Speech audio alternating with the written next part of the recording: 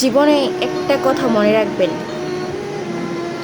আপনি যদি অর্থ কষ্টে না পড়েন কখনোই আপনি মানুষ চিনতে পারবেন না, মানুষের আসল চেহারা দেখতে পাবেন না, আপনার খুব কাছের মানুষগুলোর আসল চেহারাটা দেখতে পাবেন না। আপনি আপনার পাশে বসেই যারা আজকে চায়ের কাপে চুমুক দিচ্ছে, একসাথে বসে কফি খাচ্ছে,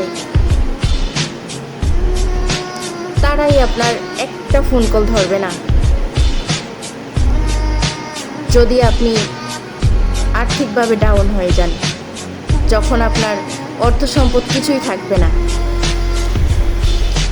আমি এই প্রজন্মকে এবং আগামীর প্রজন্মকেও বলছি যে প্রত্যেকটা মানুষেরই জীবনে একবার করে হলেও বিপদে পড়া উচিত, কারণ বিপদে না পড়লে আমরা আমাদের আপন মানুষগুলোর চেহারা দেখতে পাই না, আসল রূপ দেখতে পাই না।